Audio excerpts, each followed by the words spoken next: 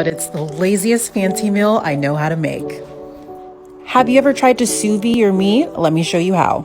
I'm working with lamb chops tonight, so I'm gonna chop up a bunch of herbs. It doesn't really matter what you choose, but I really think that rosemary and sage goes great with lamb.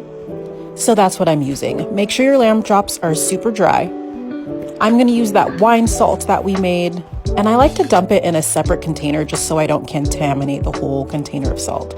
Season your chops with the wine salt and all the herbs, and then gently press it into each piece. The most important part of the sous vide process is to make sure your meat is in an airtight bag. I like to use my vacuum sealer for this. I think it's the best method. If you use a Ziploc bag, then usually you need something to weigh the bag down in the container of water.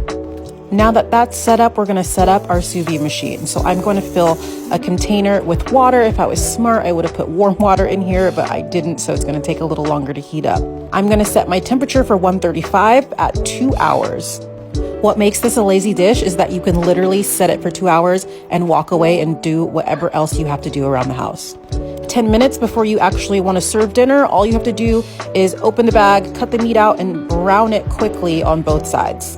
This is going to take us less than 10 minutes. To a hot pan, I'm going to throw some olive oil. I'm going to stick in my meat pieces, throw in some garlic and butter, and then swish the pan around so that the bottom side of the meat gets really buttery and garlicky. And the meat's already cooked to the perfect temperature, so literally all we're doing is browning it. Flip it over and they're ready to go. I threw a steam bag of broccoli in the microwave and heated up some rice. This meal may look fancy,